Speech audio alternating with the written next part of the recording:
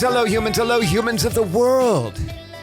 It's me, Ellie Krug with Ellie 2.0 Radio on lovely AM 950, talking to you from the bunker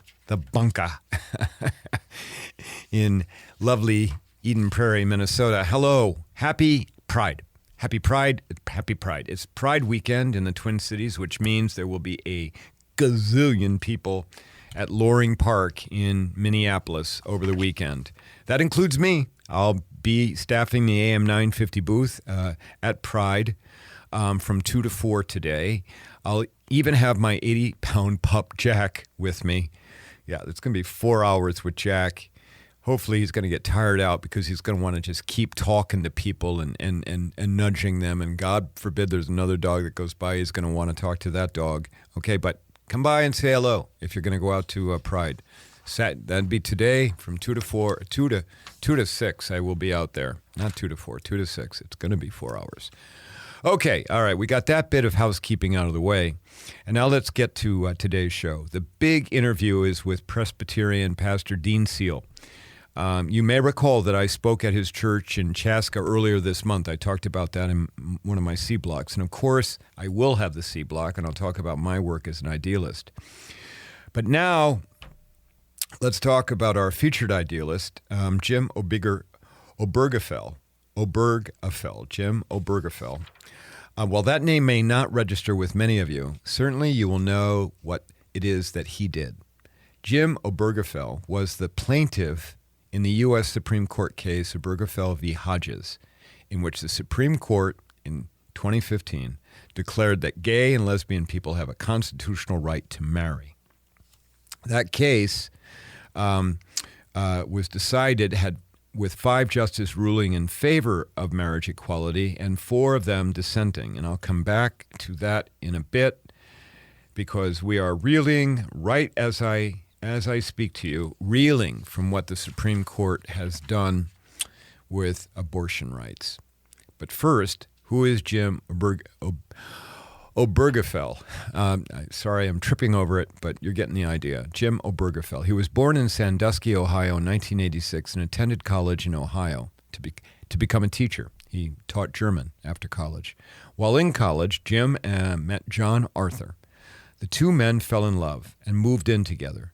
Eventually, Jim and John worked together as IT and business management consultants. In 2011, John Arthur, Jim's partner, was diagnosed with ALS, also known as Lou Gehrig's disease. By mid-2013, John's disease had progressed greatly. At that point, the couple decided that they wanted to marry. Now, you may recall that in 2013, marriage equality, now pay attention to this, okay, because guess what? We're going backwards. That in 2013, marriage equality, where gay and lesbian folks could marry, okay, that's what marriage equality is, it was a hodgepodge. Some states, like Minnesota and Iowa, allowed it, whereas many other states prohibited it. One of the prohibiting states was Ohio, where Jim and John were living. So in order to get married, and with the help of friends who pooled funds, Jim Obergefell rented a medically equipped plane and hired a nurse to fly his partner, John, to Baltimore, Maryland. Marriage between two men was legal in Maryland. And I mean, this is a story of incredible guts and allyship because other people helped all of this happen. But they flew the plane to Baltimore, the airport in Baltimore, okay, because in Maryland, same-sex couples could marry. The plane landed at the Baltimore airport and sat on the tarmac. And while the plane was on the tarmac, Jim and John exchanged vows and became legally married under Maryland law. The plane then took off and flew back to Ohio. This occurred in July of 2013. So they didn't even get off the plane, okay? And of course, John couldn't get off the plane because of his disease. So they just flew back to Ohio, where that was their home. But even though they were legally married, okay, under Maryland law, Ohio refused to recognize the marriage, okay, because Ohio said same-sex couples couldn't marry. And it was significant, okay, because it meant that when John passed and his passing was imminent, okay, Jim Obergefell couldn't be listed as the surviving spouse on John's death certificate.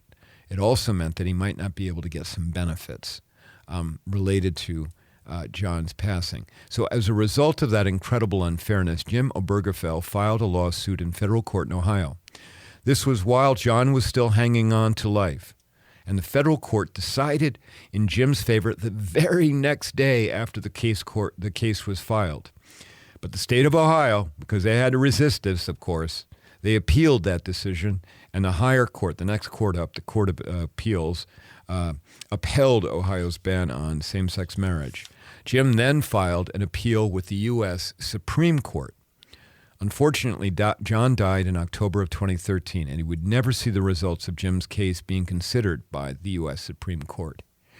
And the Supreme Court did eventually rule in Jim's favor. That decision came down on June 26, 2015. We're just 2 days away, okay, 2 days shy. As I'm giving you this, as you're listening to this, 1 day shy of the 7th anniversary of Obergefell versus Hodges, okay, the case that gave us marriage equality across the land, okay. The decision was read by then Justice Anthony Kennedy, who wrote in the court's majority opinion this, quote, "No union is more profound than marriage. For it embodies the highest ideals of love, fidelity, devotion, sacrifice, and family. In forming a marital union, two people become something greater than once they were." After winning the case, Obergefell stated, quote, "It affirms that millions across the country already know what to be true in their hearts. Our love is equal." The four words etched onto the front of the Supreme Court, equal justice under law, applies to us too, unquote.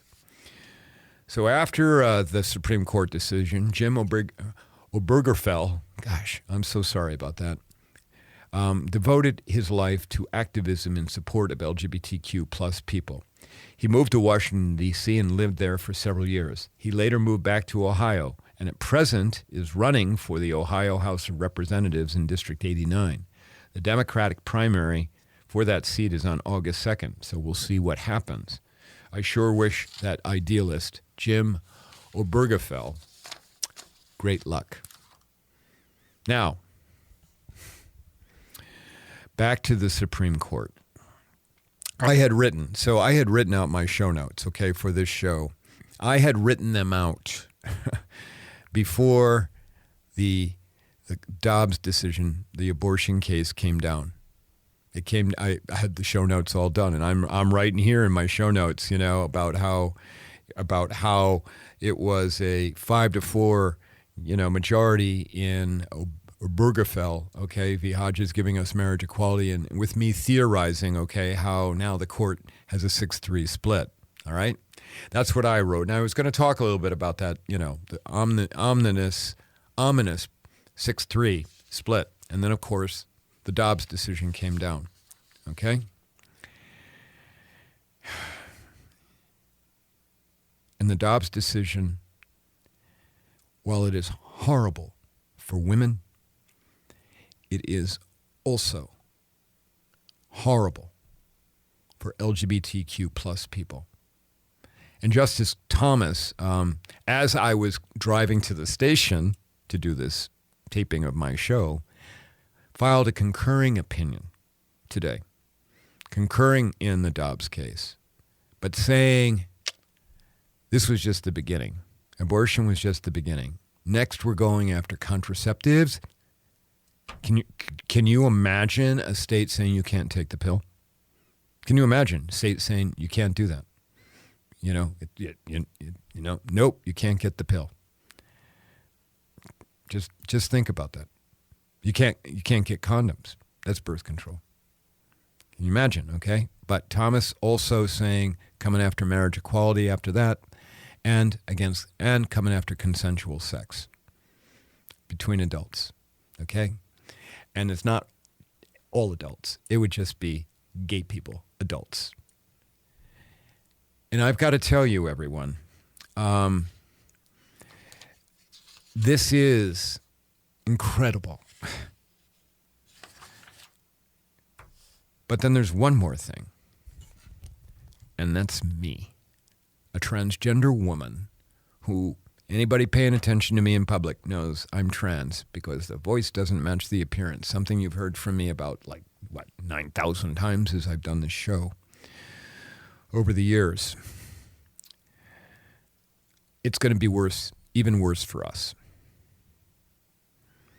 because I am absolutely certain the Supreme Court is going to say you can enact any law you want to against transgender people.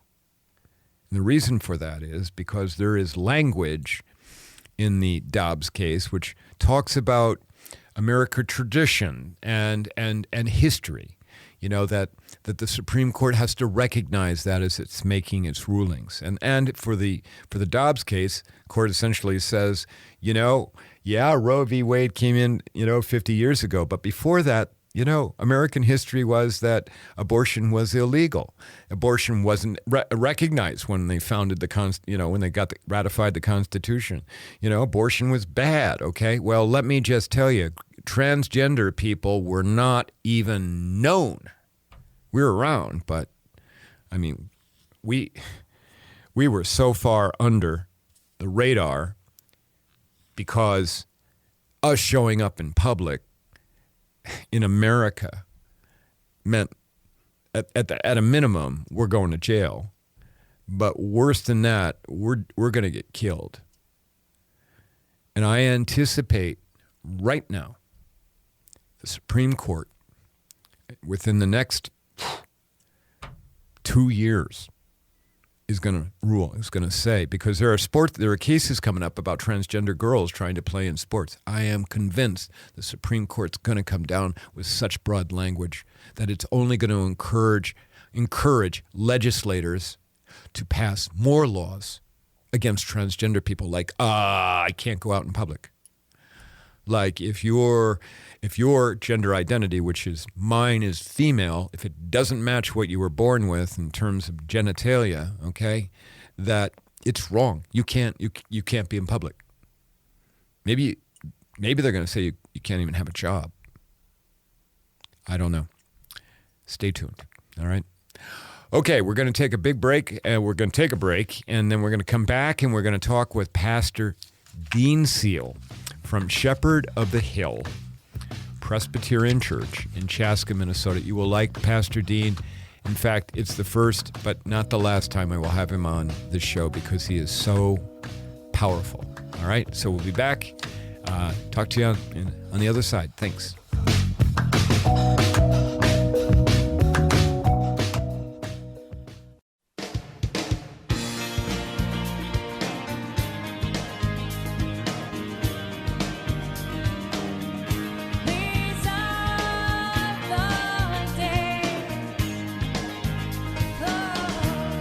And we're back on Ellie 2.0 Radio.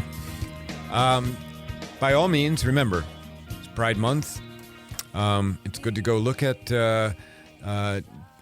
study up on Jim Obergefell, and it's good to study up on that case because who knows how long that case will be around.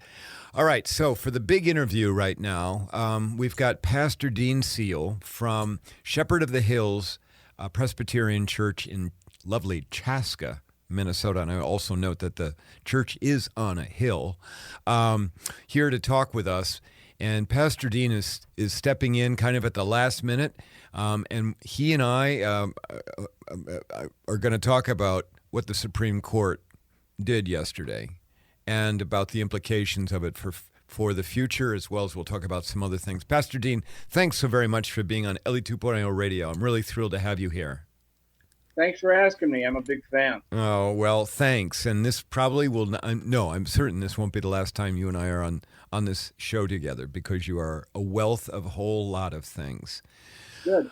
Okay, but we had started down the road. I had given you some prompts for today about what we would talk about. And then in the time between when I gave you the prompts, because everyone, the sausage being made here that this show is being taped on Friday to air on Saturday and Sunday. In the time between when I gave you the prompts and when I got here to the station, the Supreme Court dumped on us the Dobbs decision. So one of the things that I wanted to talk with you about, and first we're going to need to get a little introduction to you, but one of the things I wanted to talk to you about is how not all religions, okay, and particularly the Presbyterian faith, which we're going to discuss here, not all religions have this line in the sand as it relates to abortion. So, but before we do that, Pastor Dean, you've been the pastor at Shepherd of the Hills for a number of years, but you have a background in writing and in acting and in production of various things. You've had something on HBO. You wrote something for that. You want to give us the 2-minute Pastor Dean background? Okay, I spent a lot of time performing comedy. I was in the biggest iteration was Mr. Elk and Mr. Seal. The college buddy of mine named Rob Elk. We sung a cappella funny songs that we wrote. We performed in New York City a lot. We performed at Catch a Rising Star at a time when Chris Rock and Jerry Seinfeld and Rosie O'Donnell were coming up. We ended up doing some work for the Comedy Channel, which then became Comedy Central. But we were there on the first day doing funny bumpers for them. We eventually got to do a pilot for HBO. We shot it at Paisley Park. We got it with Joel Hodgson of Mystery Science Theater 3000. And the pilot was a big fat bomb.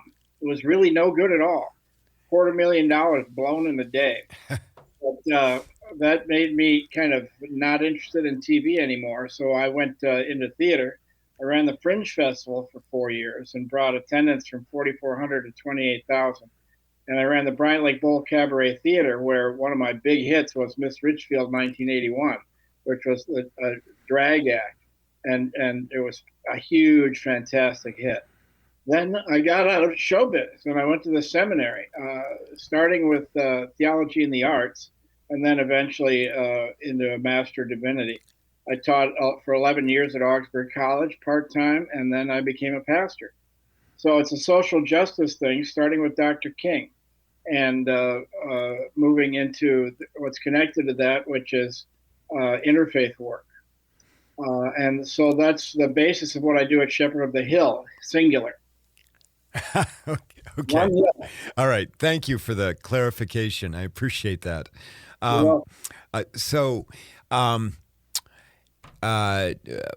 Ellie, come on. Of course I just lost the thought, but you and I got to know each other because I rang you up and then you asked me to come and speak at the church, which my listeners know that I did a couple of weeks ago. I talked about it on this show. And but today, though, let's talk a bit here about what happened with the Supreme Court. So the Supreme Court has essentially taken away a right that it had recognized, not that it had given, a right that it had recognized that existed because of the way the Constitution is set up, with various provisions essentially saying that if the government doesn't have a compelling interest to get into your life, you got the right to make your own decisions about things. And now, of course, not only did that decision come down this morning, but just right before I went on the air, Justice Thomas issued a concurring opinion to that decision where he says, okay, this is just the start, because next up is contraceptives we're going to go after. We're going to go after marriage equality, and that president is only 7 years, so barely, would it even hold up, I'm sure, with the way the court's working. And then Thomas wrote that he wants to go after consensual sex between adults. Pastor, first of all, tell us about the Presbyterian kind of point of view as it relates to abortion, and as it relates to also humans being able to live their lives generally? Yeah, the Presbyterian Church USA is the part I'm part of. There's like 18 Presbyterian denominations, but we're the biggest one, and we're the ones who are adamant about having rights for the LGBTQ community. We ordain gay people, we marry gay people, we welcome them into full citizenship. We also ordain women, and a lot of churches don't do that. The Catholics don't, most evangelical churches don't, the Southern Baptists don't. So we consider women to be fully human. And that's one of the reasons why we consider the LGBTQ community to be fully human. We are loved by God as God created us. So in terms of abortion, the Presbyterian Church is very clear on this. Presbyterian Church USA. We believe that if you choose to not have an abortion, that is a religious decision. But if you choose to prevent someone else from having an abortion, that is religious oppression. It is wrong, and it is bad, and should be illegal. Okay? So we have a rainbow flag out in front of our church. We have a Black Lives Matter flag out in front of our church. We just took on Moms Demand Action as one of our 16 missions to try and get more gun safety going. And this is going to be something that we do and we advocate for, and that we're adamant about. Women have the right to make those decisions.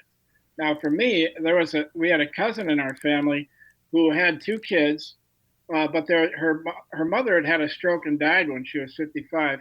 And when she got her 3rd pregnancy, the doctor said, you know what, you have to terminate this pregnancy or you will be dead at 31 and your kids won't have a mom. And so she had to terminate that pregnancy. Right. And then she lived to be 55. So this idea that somebody in the government is going to make a decision about what a doctor is recommending is abhorrent to me. Well, not only that, I mean, of course, half the states now are going to ban abortion. And a good number of those states are going to ban abortion in all cases. Incest, rape, even the health of the mother, like the thing that you just described.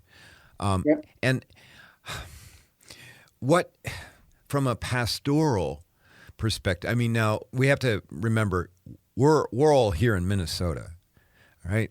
And Minnesota is going to, in a variety of ways, has been and is going to be even more of like an island, okay, of humanity, of allowing humans to be who they are. And so we have to take that into account. But what are the churches across, the Presbyterian churches across America, what are they saying about this? Because you knew that we all knew the decision was going to come down. And so what have you heard about them? The ones that are in states where the abortion bans are going to take effect, are they going to try and assist women so that women can go to other states where abortion is legal? I don't know what they're doing on the national level. I know that they put out this statement when the decision was leaked. They put out this statement saying, let's be clear about where we stand on this. But what they're going to do in states like Kentucky, where the Presbyterian Church USA is actually headquartered, we don't know yet. So the Presbyterian Church is kind of small. We're only 1.2 million. But we're pretty influential. A lot of the U.S. government was initially based on the Presbyterian form of government. And we're politically active, and we have really high requirements for educational levels.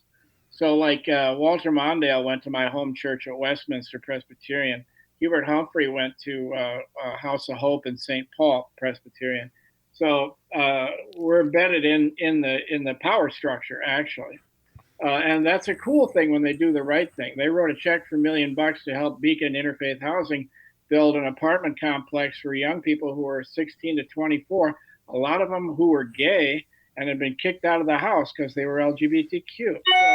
So they're active politically. And how that takes form, we're not sure yet. Well, all right.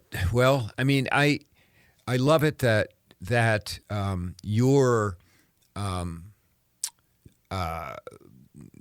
part of the Presbyterian Church, the Presbyterian Church of did you say of the United States? USA. USA. Okay. All right. So I The love Church of America, which doesn't ordain women. And so they're back in 1492. But PCUSA is up to date. Okay. All right. So, but the problem as I read this, at least the syllabus of the Dobbs decision is that the Supreme Court has decided we're going to go back and study, start basing things on history and tradition, and I just. The problem is whose history, whose tradition. There's a lawsuit from a Jewish community in Florida that's suing the state of Florida saying you have no right to ban abortion for a Jewish mother because we have no prohibition to that effect. In fact, you are required to perform an abortion to save a mother. Okay, so it is antithetical to the freedom of religion. It's a violation of my freedom of religion. It's a violation of the Jewish people's freedom of religion. So what they're doing is saying, well, we're not going to pay attention to your history and tradition. We're going to pay attention to the history and tradition that we want to pay attention to. Right. And of course, that history and tradition generally, held that there would be no birth control, generally held that gay and lesbian people, LGBTQ plus people could be arrested and imprisoned, okay, and then banned from employment, all right? Held that, transgender people, forget it. We're not even going to show up anybody's radar, okay, because they want to rob that community of its citizenship, which is totally wrong. And then, of course, consensual sex, between adults. And, for the longest time in the world, there was, until Lawrence v. Texas, there was all these laws on the books about sodomy, which, of course, were only enforced against gay people and not certainly against straight people. And so you don't realize that sodomy includes oral sex. Yeah, of course. Well, I'm talking about that. Oh, yeah. Okay. So, well, listen, Pastor, we're gonna take a break. Okay. And when we come back, we'll talk a little bit more about this. Okay. All right. So, everyone, you're listening to me, Ellie Krug, on Ellie 2.0 Radio. We've been talking to Pastor Dean Sloan from Shepherd of the Hill Presbyterian Church in Chaska, Minnesota. If you like what you hear, visit my website at elliekrug.com. We'll be back in a second. Thanks.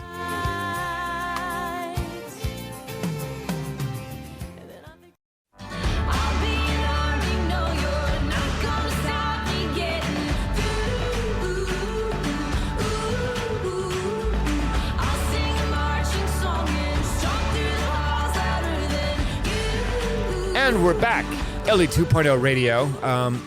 We're on the big interview, and we've been speaking with Pastor Dean Sloan, who is the pastor at Shepherd of the Hill Presbyterian Church in Chaska, Minnesota. And we've been speaking mainly about the Supreme Court's decision that came down yesterday in the Dobbs decision, and then a little bit about what Clarence Thomas has written. Pastor, we were talking about religion and how, causing somebody, saying a law that says that no one can get a religion is violative of other people's religions. And isn't it really true that these abortion laws, all of these, anti-abortion laws, they're clothed in language of secularism, okay, because they're being passed by legislatures. But the reality is that it's a group of mainly Christian. By the way, I think Christian people are really good people. Okay, and I think religion is a good thing. Okay, not all the time, but mainly a group of Christian people of just some denominations who are funding those politicians who have the political clout because they can get people out to vote. And in that sense, all of these laws really are religious based. They clothe them in secularism, but that's not really what the truth is. Am I wrong about that? No, you're right, but it goes deeper than that. Guys like Karl Rove were trying to activate the evangelical voting base because evangelicals didn't believe in being involved in politics. Right. So they said, what can we do to motivate them? And so they went after abortion and gay rights, LGBTQ people. They said, we're going to cast those as evil and a very threatening thing, and we'll gin up the excitement that way. He said, I'm okay with gay people having rights, but if I put an anti-gay marriage bill on the ballot, then we get a much better turnout for Republican voters. So it's a very cynical thing that the right-wing crackpot Republicans use to drive voters who are being told that this is an immediate threat to their life. Right. Well, so we're talking about fear, right? Yeah. We're talking about motivating people with fear and with marginalization of other humans. Okay. Yeah. And to me, that's extremely. I mean, where do you draw the line? I mean, it goes into anti-Semitism and Islamophobia. That's how Native Americans are prevented from voting. And as you know, as a white cisgendered male, I'm not going to pay the price here, but everybody around me that I care about is going to.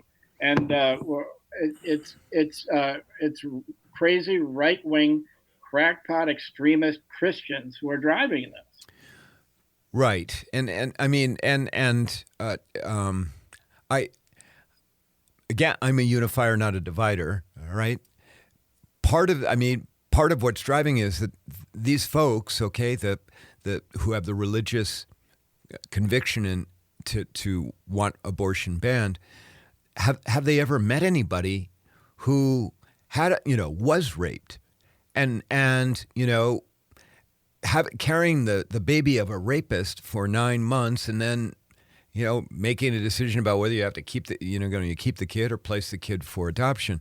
I mean, have they ever met anybody? So it's an absence of understanding lived experiences. That's my view. Well, a lot of the times they will cut themselves off from being exposed to anybody who has that kind of experience. Now, I'm gonna be a little Ellie here and talk about a person I know who is an advocate for banning abortions. She is connected with a group of children who and they're adults now who said, we were the product of rape, and what you're saying is I don't have a right to live. So it's not crystal clear. It's not black and white. It's muddy and paradoxical, okay? But the question is, who's going to make the decision? Is the decision going to be made by the person who's pregnant and the doctor that's advising them, or is the decision going to be made by the government? And one of the great hypocrisies here is that the Republicans have always said, we don't want the government interfering in people's lives. Unless you're a woman, then we're going to tell you what to do.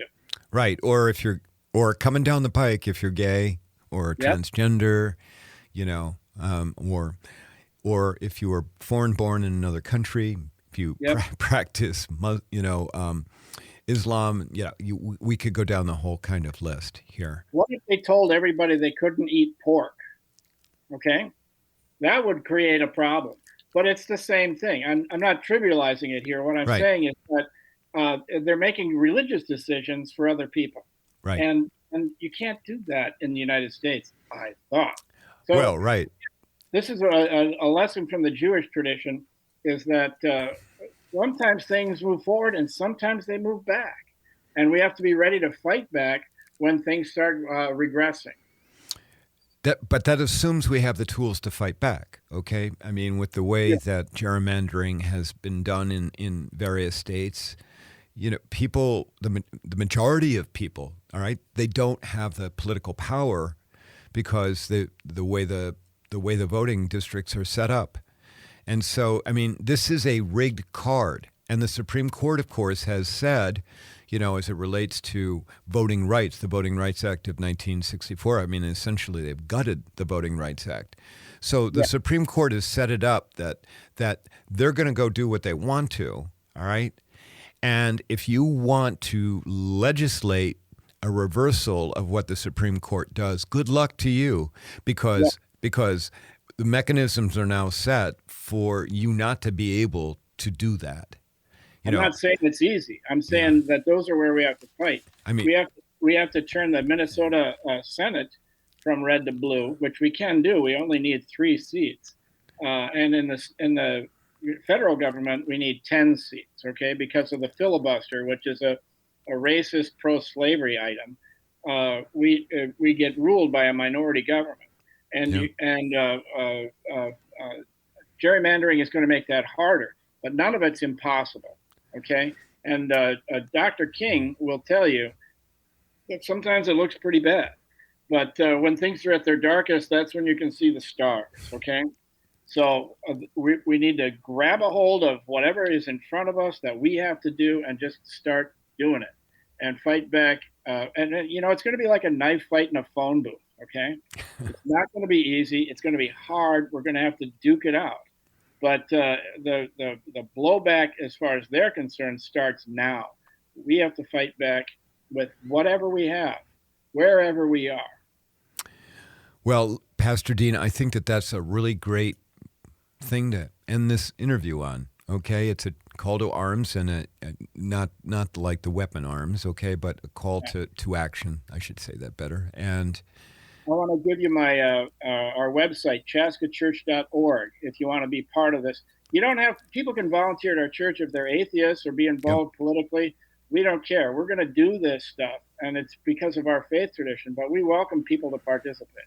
Well, and I'm going to have you back. I'll have you back in the next couple of months, and we'll talk about what Shepherd of the Hill does, okay, because it does incredible work. And we'll ready. Yeah, I really appreciate you greatly, and thank you for being on Ellie 2.0, and we'll be back in touch, okay? Big fan of your work. I'll do whatever I can for you. Thank you. Thanks, Pastor. Okay, everyone, we've been speaking to Pastor Dean Sloan of Shepherd of the Hill Presbyterian Church in Chaska, Minnesota. Go check it out, churchonthehill.org. Oh, I got it wrong, and you're muted. Sorry, Pastor. Okay, just check out Presbyterian Church in Chaska. Google that. You're going to find the church, okay? All right, Shepherd of the Hill. All right, so everyone, I've got to take a break. I'll come back, okay, and then we'll talk about my work as an idealist. Thanks.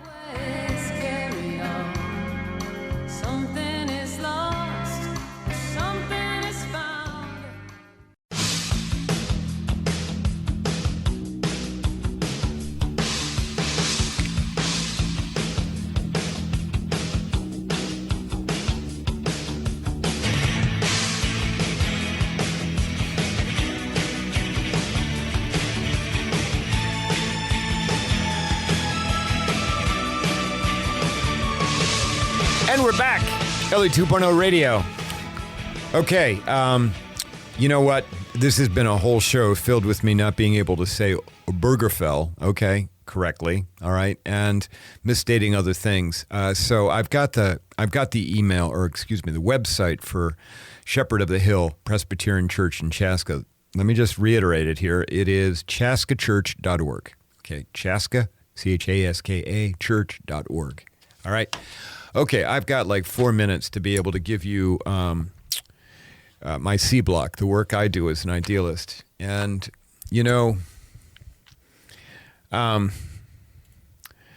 so yesterday, it's been a very busy June, okay, because I'm, transgender, and it's Pride Month, and a lot of organizations want somebody who's LGBTQ plus to talk in that month. Okay, so I've done a lot of talks. But yesterday, I presented to educators, the leadership team for Eastern Carver County Schools, District 112. I spoke to, about 40, 45 principals, assistant principals, and deans of all the various schools, high schools, elementary schools, middle schools, and I gave them gray area thinking.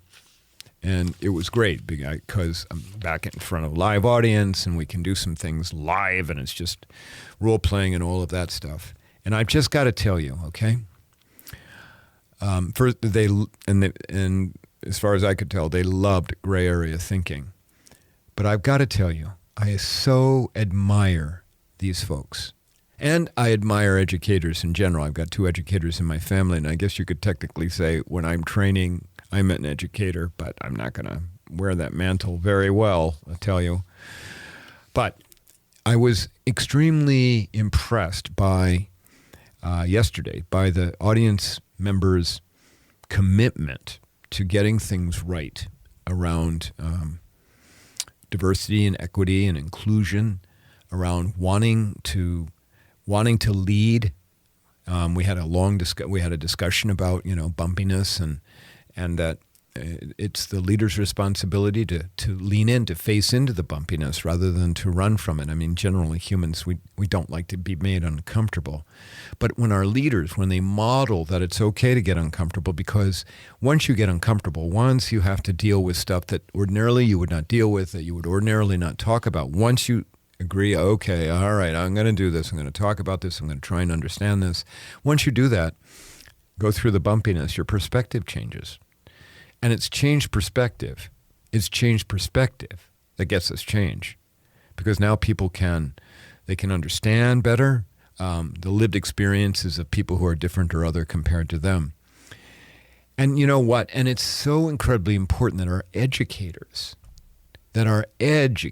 are willing to do that, because they're teaching our kids. And you know from other conversations I've had with you here on this show, where I've been going to the middle schools and the high school, alternative high school, out in District 1-2 to talk to LGBTQ plus students, plus some students who are just allies. And I've talked to you about how impressed I am about those students and about how self-aware they are of things. And I've got to tell you, okay, let me just tie it together in 40 seconds.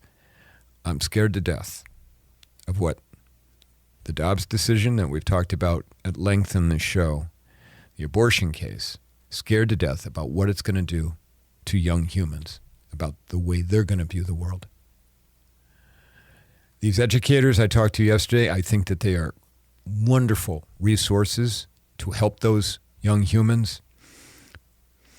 But it's not going to be easy. It's a long, long slog, as Pastor Dean reminded us.